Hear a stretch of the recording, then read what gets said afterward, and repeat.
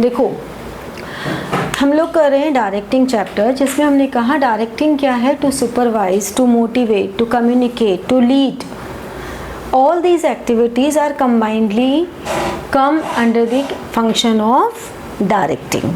ठीक है, हम लोगों ने सुपरविजन किया कि सुपरवाइज, टू ओवरसी, सुपरवाइज मतलब to oversee the activities of subordinates by the superior. ठीक है, now the second element is motivation. ऐसे तो मोटिवेशन जो है ये एक साइकोलॉजिकल कॉन्सेप्ट है। साइकोलॉजिस्ट ये कहते हैं कि किसी भी पर्सन को कोई काम करने के लिए स्टिमुलेट करना, ऐसे कि वो वॉलेंटरी काम करे, समझ रहे हो, धमकी दे के नहीं कि नहीं क्यों तो ये कर देंगे, धमकी दे के नहीं। मतलब एक तो होता है कि मैं तुम्हें बोलूँ कि भाई तुमने अगर ये होमवर्क नहीं किया ना तो मैं तुम्हें सुबह 6 बजे बुला लूँगी, अब तुमने इसलिए डर के मारे होमवर्क कर लिया, तो उसे मोटिवेशन नहीं कहेंगे, उसे डर कहेंगे। बट अगर मैंने तुम्हें समझाया कि why work is important, why this homework is important, अगर इस तरह की बातें तुम्हें एक्सप्लेन कर दी और तुमको समझ में आया कि हाँ देखो इससे हमारा फ्यूचर अच्छा होगा, तो ये हो गया मोटिवेशन। अब तुम विलिंगली कर रहे हो, तुम्हें कोई डर नहीं है, अब तुम विलिंगली कर रहे हो और काम करके आ रहे हो और पढ़ाई कर रहे हो। तो डर से तो आप एक बार काम कर लोगे, 2 बार कर लोगे, but if you are motivated तो आप उस काम को ज़्यादा एफिशिएंटली करोगे और टाइमली भी करोगे। ठीक है, तो हम क्या कह सकते हैं कि मोटिवेशन क्या है, मोटिवेशन इज इंसाइटमेंट और इंड्यूसमेंट टू एक्ट और मूव वॉलेंटरी। तो ये वर्ड बड़ा इंपॉर्टेंट है कि वॉलेंटरी जो आप काम कर रहे हैं दैट इज़ वेरी इंपॉर्टेंट। ठीक है, if you want to mark तो बुक में मार्क कर लो। मोटिवेशन जहाँ से स्टार्ट हो रहा है उसी में एक लास्ट लाइन है,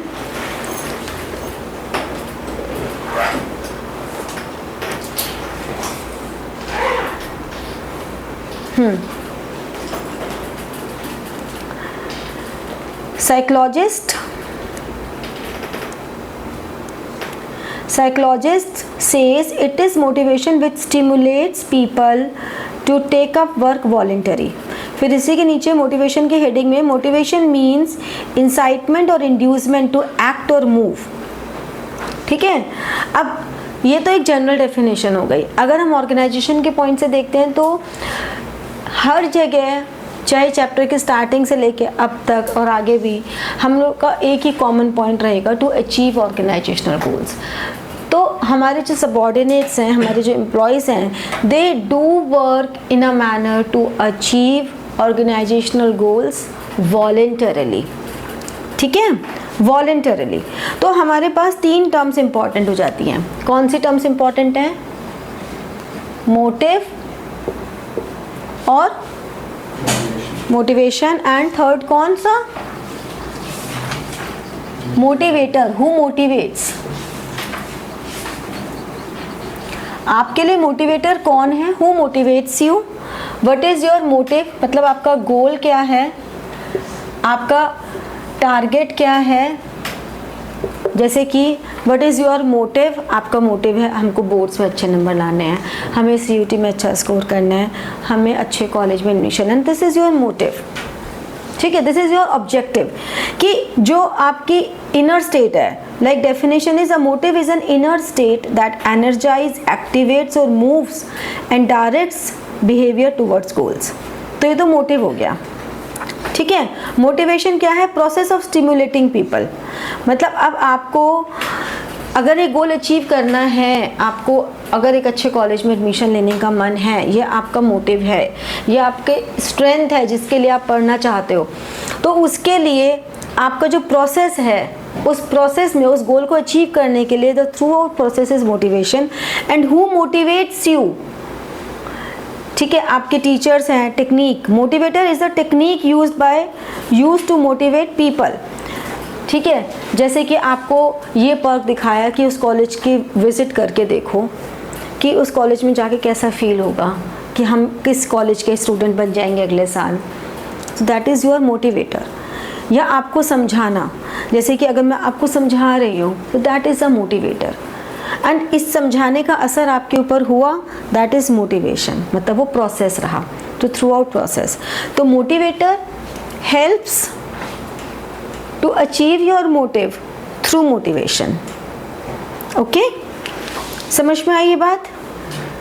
तो फीचर्स ऑफ मोटिवेशन क्या है? देखो, first is motivation is an internal feeling that urge, drive, aspiration, striving और needs of human being which are internal, influence human behaviour.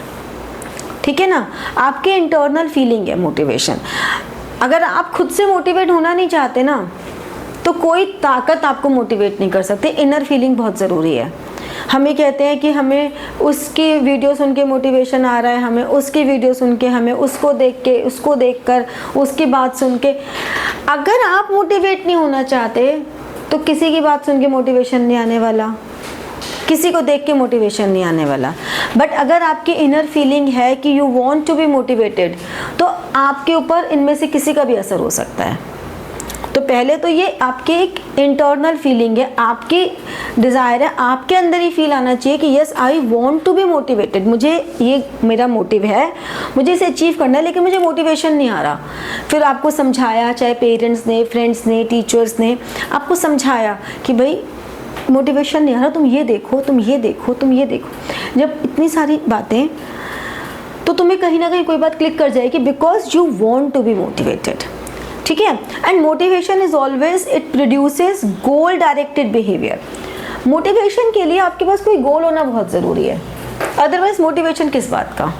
भाई पढ़ने का मोटिवेशन क्या है? एक अच्छा कॉलेज, ठीक है ना। कॉलेज का, अच्छा कॉलेज का मोटिवेशन क्या है? एक अच्छी जॉब, एक गुड अर्निंग।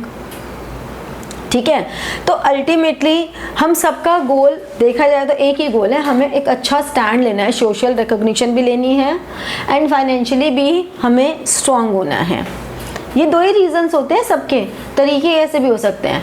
अब उसमें अगर हम 90% लाकर हों, चाहे हम 60% लाकर हों, बट अगर हमने सोशल रिकॉग्निशन ले ली, financially we are independent, we are good, the problem solve.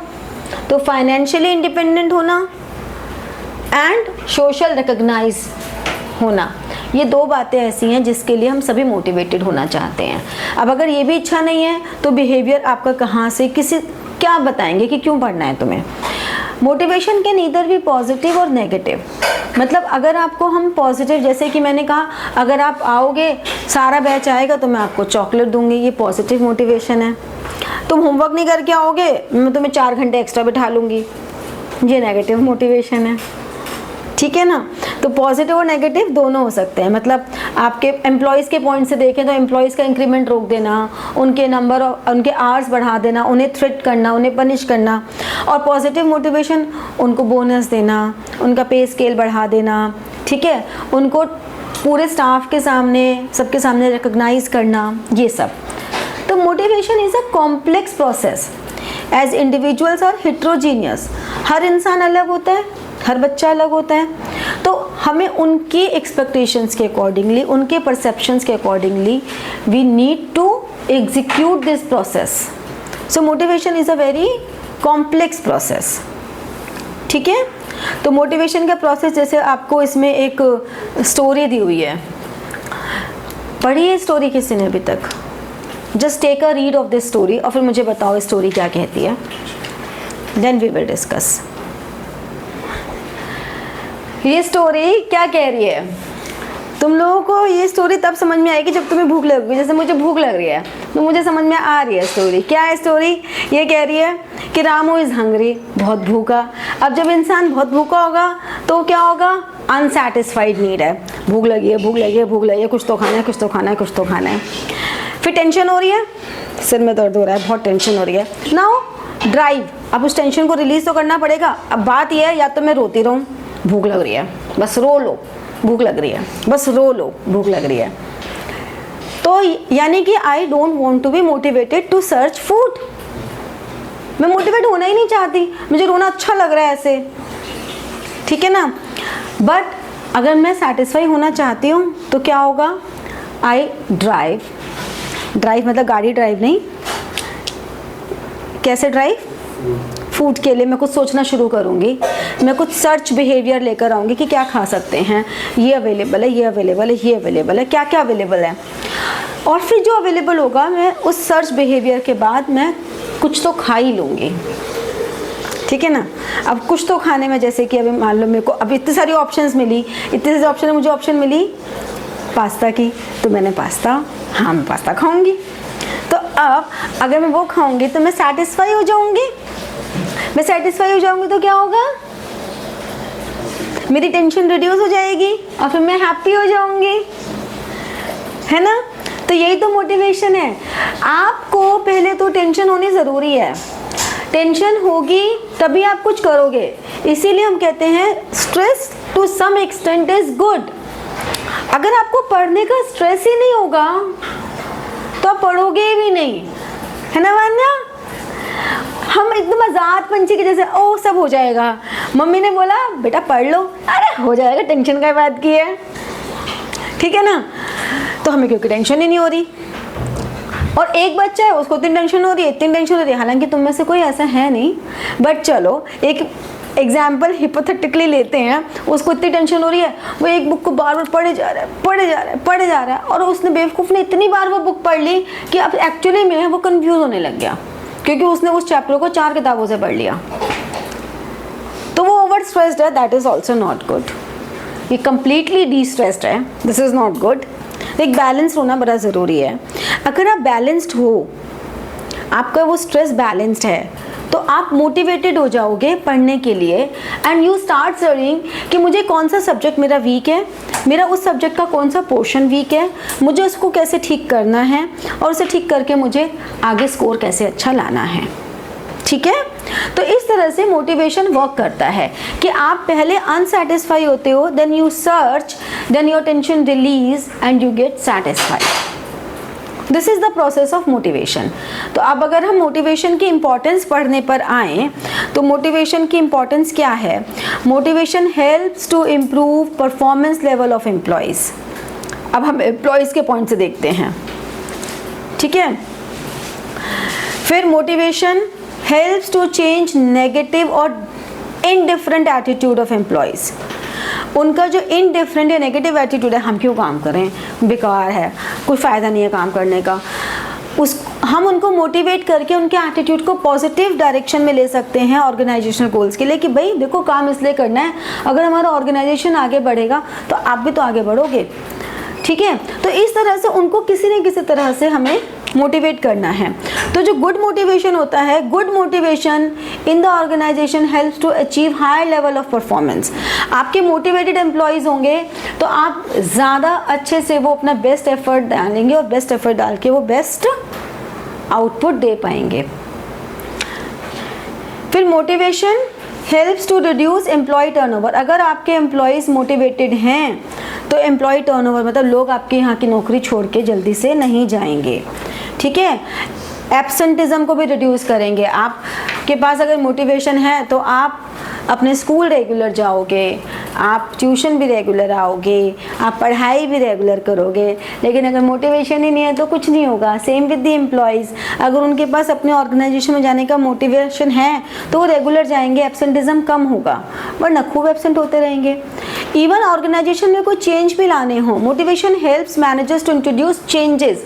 तो मोटिवेटेड एम्प्लॉयज़ के साथ चेंजेस को, डायनामिक्स को अप्लाई करना इजी हो जाता है, ठीक है। तो ये हमारा है कि why motivation is important. Got it. Motivation की जब हम बात करते हैं तो मोटिवेशन की एक बहुत प्यारी सी थ्योरी है जो मैस्लोस ने दी है, which is applicable at all the segments. अभी हम ऑर्गेनाइजेशन के सेगमेंट से मैस्लोस की थ्योरी को फिक्स करते हैं। मैस्लोस की थ्योरी है क्या? अब्राहम मैस्लो साइकोलॉजिस्ट हुए हैं वो, उनकी थ्योरी क्या है? उन्होंने कहा कि मोटिवेशन के बहुत सारे डायमेंशन हैं। हमें ये समझना ज़रूरी है कि कोई भी इंसान जो डिफरेंट स्टेप्स हैं उन स्टेप्स में कहाँ पे लाई करता है। आप ये 5 स्टेप्स हैं, इन 5 नीड्स में से कौन सी नीड्स है जिस पर आप लाई कर रहे हो, उसके बेसिस पे ही ये डिसीजन लिया जाएगा कि इसको मोटिवेट कैसे किया जाए। तो अगर हमें मोटिवेशन को समझना है तो हमें अब्राहम मैस्लो की ये थ्योरी समझनी ज़रूरी है, जिसे हम कहते हैं need hierarchy theory. Need hierarchy theory. ठीक है, ये एक क्लासिकल साइकोलॉजिस्ट रहे हैं और 1943 में उन्होंने ये थ्योरी दी थी। तो ये ईयर आपको लर्न करना ज़रूरी है बिकॉज MCQs में ये ईयर पूछा जा सकता है। अब उन्होंने कहा कि किसी भी इंसान की जो फर्स्ट नीड होती है that is basic psychological needs. Psychological needs मतलब जो उनकी प्राइमरी नीड्स है टू लिव, रोटी कपड़ा मकान, है ना, ये आपकी बेसिक नीड्स हैं जो कि सेटिस्फाई होनी बहुत ही ज़रूरी हैं। और इसीलिए इन नीड्स को सेटिस्फाई करने के लिए एक बेसिक सैलरी उन्हें चाहिए। मतलब फ्री में तो काम वो नहीं करेंगे एम्प्लॉयज़, उनकी फिजियोलॉजिकल नीड्स हैं, जो उनकी बेसिक नीड्स हैं टू सर्वाइव, उसके लिए उन्हें बेसिक सैलरी तो चाहिए ही चाहिए। ठीक है, फिर दूसरी आती है कि चलो अभी प्रेजेंट नीड्स तो हमारी सेटिस्फाई हो गई। सेकेंड हमारे पास आती है सेफ्टी सिक्योरिटी, फ्यूचर के लिए। हमारी फ्यूचर क्या है, हमारा जो प्रोटेक्शन है, हमें सिक्योरिटी मिलनी चाहिए, मतलब हमें स्टेबिलिटी ऑफ इनकम मिले, stability of income, job security. कहीं ऐसा तो नहीं कि हमारी जॉब इतनी इनसिक्योर है कि हम आज ऑफिस आएँ, जो भी आजकल कॉर्पोरेट कल्चर कुछ सालों से चल गया है। आप सुबह ऑफिस जाते हो और आपको बोलते हैं यू आर फायर्ड। सोचो कितनी बुरी बात है, आप तैयार होकर सुबह लंच पैक करके अपने ऑफिस गए और आपको वहाँ जाके बोलते यू आर फायर्ड। ये भी कॉर्पोरेट कल्चर में पिछले कुछ सालों से बहुत हो गया है। तो दिस इज़ सो बैड। तो अगर ऐसी ऑर्गेनाइजेशन में आप क्यों काम करना चाहोगे जहाँ ये जॉब सिक्योरिटी ही नहीं है, जहाँ स्टेबिलिटी ऑफ इनकम ही नहीं है। किसी मंथ आपको 5,000 मिल रहे हैं तो किसी मंथ 15 मिल रहे हैं तो किसी मंथ 20 मिल रहे हैं तो किसी मंथ फिर 5 मिल रहे हैं। तो जहाँ पे स्टेबिलिटी ऑफ इनकम ही नहीं है, आप ऐसी जॉब क्यों करना चाहोगे। तो एम्प्लॉयज़ को stability of income and job security चाहिए, ये सेकेंड है। अभी आगे हम लोग जब इंसेंटिव्स करेंगे ना, financial incentive and non financial incentive, तब ये हमें जानना बहुत ज़रूरी है। क्योंकि अगर किसी की बेसिक फिजियोलॉजिकल नीड सेटिस्फाई नहीं हो रही तो उसको फाइनेंशियल इंसेंटिव चाहिए। ठीक है, फ्यूचर तो बाद में देखेगा। ऐसे ही अगर किसी की फिजियोलॉजिकल नीड सेटिस्फाई हो गई तो उनको सेफ्टी सिक्योरिटी नीड्स चाहिए, उनको कुछ पेंशन प्लान चाहिए। वो ऐसी कंपनी में काम करना चाहेंगे जहाँ पे उनको कुछ पेंशन प्लान मिले फ्यूचर के लिए। फिर थर्ड उनको चाहिए, चलो अब पैसों की तो बात हो गई, तो ये दो तो हमारे फाइनेंशियल इंसेंटिव से हो गया। अब थर्ड जब आती है एफिलिएशन बिलोंगिंगनेस, यानी कि यहाँ पर आएगा sense of belongingness, acceptance, friendship. मतलब आप जो एम्प्लॉयज़ हैं उनकी आपस में वहाँ पे फ्रेंडशिप होनी चाहिए, उनको ये एक फील होना चाहिए कि yes they are important for organisation. ठीक है, अगर ये दोनों नीड सेटिस्फाई नहीं हुई तो ये एफिलिएशन भी नहीं कहीं से सेटिस्फाई हो सकती। अगर तुमको ये बोल देंगे तुम्हारे बॉसेस कि अरे तुम तो बहुत इंपॉर्टेंट हो, तुम्हारे बिना तो हमारी ऑर्गेनाइजेशन चल ही नहीं सकती, और तुम्हें सैलरी ना दें, तो तुम कहोगे रखो, ऐसा क्या फ़ायदा, मतलब तुम पैसे मत दो हमें, तुम बहुत इंपॉर्टेंट हो, तुम्हें तुम्हारी कद्र नहीं पता। अरे पैसे तो दो, कद्र तो पता लग जाएगी। बिना पैसों के काम करवा रहे हैं, सैलरी आई नहीं है। तो अगर हमारी ये दो नीड सेटिस्फाई हैं तभी हमें ये भी अच्छा लगेगा, हमें बिलोंगिंगनेस पसंद आएगी, हमें फ्रेंडशिप पसंद आएगी, हमें वहाँ पे लोग समझें, हमारे वहाँ पे दोस्ती हो, वो हमें अच्छी लगेगी। तो हमारे जो कलीग्स हैं उनके साथ वी नीड कॉर्डियल रिलेशनशिप्स। ठीक है, तो हमें और अच्छा लगेगा उस ऑर्गेनाइजेशन में रहना। अब एक बार ये भी सेटिस्फाई हो गई, अब हम और ऊपर चले। अब आ गई एस्टीम नीड्स, मतलब अब आपको स्टेटस चाहिए, आपको जॉब टाइटल चाहिए। अभी तक आपका कोई जॉब टाइटल नहीं था, अब आपको चाहिए भाई एक कैबिन हो, उस पर बाहर मेरा नाम लिखा हो, ठीक है, या आपके अंडर में आपको कोई टीम मैनेजर बना दिया जाए, आपका जॉब का कोई टाइटल हो, वरना अभी तक तो आप सिर्फ एम्प्लॉय हो। अगर आपसे पूछा जाए कि आपका डेजिग्नेशन क्या है, कुछ नहीं, मैं तो सब काम कर लूँ, मेरा कोई डेजिग्नेशन नहीं है। तो डेजिग्नेशन कितना इंपॉर्टेंट हो गया। अभी तक आपको डेजिग्नेशन नहीं चाहिए था, लेकिन अगर आपकी बिलोंगिंगनेस नीड्स हो रही हैं, now esteem needs. Esteem needs में आपको सेल्फ रिस्पेक्ट चाहिए, आपको स्टेटस चाहिए, आपको अटेंशन चाहिए। अब आप अटेंशन सीकर हो रहे हो, वो भी चाहिए। अब वो भी मिल गया तो आप पहुंच गए top most level of need hierarchy पे, that is the self actualisation needs. मतलब अब आपको बिल्कुल नॉन फाइनेंशियल इंसेंटिव काम करेंगे, आपको थोड़े ऐसे टारगेट मिले जो थोड़े चैलेंजिंग हो और वो आप ही कर सकते हो। मतलब आपके कुछ गोल्स हैं जो आप अचीव कर रहे हो, सेल्फ फुलफिलमेंट, ठीक है। तो once a person reach at this point, तो this is the top most level of need. तो कभी भी अपने एम्प्लॉयज़ के लिए जब वो इंसेंटिव डिसाइड करते हैं कि financial and non financial incentives में किस तरह के इंसेंटिव किस एम्प्लॉय को दिए जाएंगे, तो उस केस में जो उनके मैनेजर्स हैं उनको ये देखना ज़रूरी है कि eight which level of need, इस नीड हायरार्की थ्योरी में आपका एम्प्लॉय कहाँ पर लाई करता है, क्योंकि उसी के अकॉर्डिंगली उनको इंसेंटिव्स दिए जाएंगे। अदरवाइज तो उनको इंसेंटिव देने का कोई मतलब ही नहीं है। अब अगर मान लो किसी एक एम्प्लॉय की बहुत बढ़िया सैलरी है, जॉब टाइटल भी है, सीईओ है, अब अगर सीईओ की अच्छी खासी सैलरी है, उसमें अगर उससे 2, 4, 5 हज़ार बढ़ भी जाएंगे तो डजंट मैटर, उसको नहीं चाहिए। उसको अब चाहिए कि मैं सीईओ हूँ और मेरे पास एक चैलेंजिंग वर्क है जो इस ऑर्गेनाइजेशन को मैंने करके दिया है, ये पॉलिसी है जो मैंने फ्रेम की है, दैट इज मोर इम्पॉर्टेंट, ठीक है। तो इस तरह से ये हमारी मैस्लोस नीड हायरार्की थ्योरी काम करती है। बट इस थ्योरी की कुछ एजम्पशंस भी हैं। वो एजम्पशंस क्या हैं? जैसे कि peoples behaviour is based on their needs, मतलब जो भी हमारे ऑर्गेनाइजेशन में काम कर रहे हैं उनका जो सेटिस्फैक्शन ऑफ नीड्स है दैट इन्फ्लुएंसेस देयर बिहेवियर। तो उनके बिहेवियर को इन्फ्लुएंस करता है उनकी नीड्स। फिर हमें कहते हैं कि ये जो नीड्स हैं ये हिरार्की में ही चलेंगी, कभी भी कोई एम्प्लॉय ऐसा नहीं होगा कि डायरेक्टली थर्ड स्टेज पर आ जाए, ऐसा हो ही नहीं सकता, स्टेप बाय स्टेप चलती हैं, ठीक है। तो बेसिक नीड्स से हायर लेवल पे जाते हैं, स्किप नहीं होती हैं। ये हो सकता है कि इन नीड्स का ड्यूरेशन कम ज़्यादा हो सकता है किसी एक एम्प्लॉय का ये ड्यूरेशन ज़्यादा हो, सेकेंड ड्यूरेशन कम हो, किसी का फर्स्ट कम हो, सेकेंड ज़्यादा हो, तो ये ड्यूरेशन में चेंज, बट पास उनको सारी स्टेजेस करनी है, ठीक है। और एक नीड सेटिस्फाई होने के बाद ऐसा नहीं हो सकता कि you stay over there. Once a need satisfy, you stay some time on that need hierarchy and after that you have to step in, अगले स्टेप पे जाओगे। तो आपकी जब लोअर नीड सेटिस्फाई होगी तभी आप अपर नीड पे जाओगे, अगर लोअर नीड नहीं होगी तो आप अपर नीड पे नहीं जाओगे, और लोअर नीड हो जाएगी तो बहुत टाइम तक आप उसी सेम लेवल पे रहोगे नहीं, फिर आप ऊपर जाओगे। तो ये एजम्पशंस हैं, ऐसा कभी नहीं हो सकता कि एक पे टिक गए तो एक पे टिक ही गए, या एक उन्होंने स्किप कर दी, ऐसा कभी नहीं होने वाला, ठीक है। क्लियर हुआ? तो किसी भी एम्प्लॉय को मैं आइडेंटिफाई करना बहुत ज़रूरी होता है। नेक्स्ट क्लास में हम लोग फाइनेंशियल नॉन फाइनेंशियल इंसेंटिव्स के बारे में पढ़ेंगे, ठीक है। चल, तो लाइक, शेयर